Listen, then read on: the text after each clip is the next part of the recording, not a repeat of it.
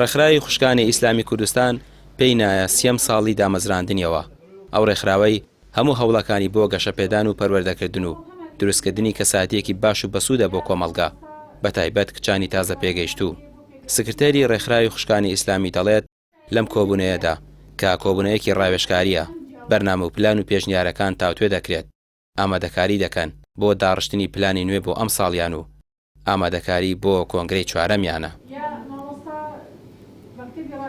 ئێمە وەکو ڕێکخراوی خوشکان مەکتەبی سکرتاریەت هەستاین بە سازدانی کۆبوونەوەیەکی ڕاوێژکاری بۆ ڕاوێژکردن لەسەر شێوازی کاری داهاتوو ڕێکخراوی خوشکانی ئیسلامی کوردستان هەوڵی ئەوە داین کە ڕێکخراوی خوشکانی ئیسلامی کوردستان بەپی ئەو واقعە پەروەردەی و کۆمەڵایەتی کە ئەمڕۆ لە کوردستان هەیە ئەو واقعی کە ڕووی لە خێزانەکان کردووە ئێمە شێوازی کارەکانمان و میکانیزمی کارمان بە پرۆژەی نوێ بگۆڕین و لە هەوڵی ئەوە داین کە بتوانین شان بە شانی ڕێکخراوەکانی تر خزمەت بە کۆمەڵگەی کوردەواری و خزمەت بە ئافرەتان بکەین و خاڵی جدی کاری داهاتووی ئێمە لەسەر کچانی لاوە کچانی تازە پێگەیشتوو دەبێت کە ئینشاءڵڵا بتوانین پەروەردەیەکی تەواو و ڕەسەن و ئیسلامیان بکەین.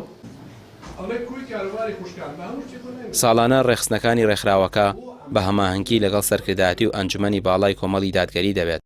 بۆ چوونەکان لەسەر کارکردنیان گفتوگۆی لەسەر دەکرێت.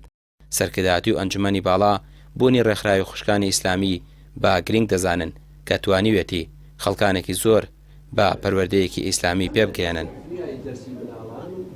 ئەمڕۆ سکرتارێتی ڕێکخراوی خوشکانی ئیسلامی کوردستان سیمینارێکی ساز کرد لەسەر کۆنگرەی داهاتووی واتە کۆنگرەی چوارەمی ڕێکخراوەکە کە بەم جوانە ئەبەسترێ بۆ ئەو مەبەستە گفتوگۆ ڕاوێژێک لە نێوان خوشکانی بەڕێز لە سکرتاریەت و لەقەکانی خوشکان و هەروەها ژمارەیەکی بەرچاو لە کادران و قیادە و سەرکردەکانی کۆمەڵ ئەنجام درا بۆ ئەوەی گفتوگۆیەکی جدی بکەین لەسەر ئەوەی چۆن پەرە بەکاری ڕێکخراوی خوشکانی ئیسلامی بدرێ لە داهاتووە و چۆن هەنگای باشتر و گەورەتر بنرێت بۆ زیاتر گەورەبوونی ئەم ڕێکخراو لە ناو کۆمەڵگەت. بۆ خۆشبەختانە تا ئێستا ڕێکخراوی خوشکانی ئیسلامی کوردستان کادری زۆر باشی هەم پێشکەشی کۆمەڵگەی کوردەواری کردووە، پێشکەشی کۆمەڵی دادگەری کردووە و سەرمەشقن لە خزمەتکردن لە ناو ئۆرگانە جیاجیەکانی کۆمەڵ.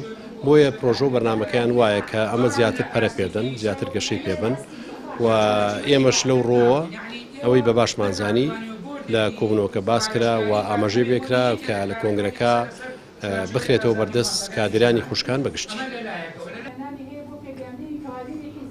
ڕێکخراوی خوشکانی ئیسلامی کوردستان دەیەوێت ساڵانە لەگەڵ گۆڕانکاریەکان خۆی نوێ بکاتەوە و باشتر کار بکات بۆ بەرەوپێشچوونی لە کاری ڕێکخراوەی و پیشەیی بوونی و خزمەتکردنی ئافرەتان لە چوارچێوەی ئاینی پیرۆزی ئیسلامدا. ڕامیار عوسمان، کەناڵی پێیام، سلێمانی.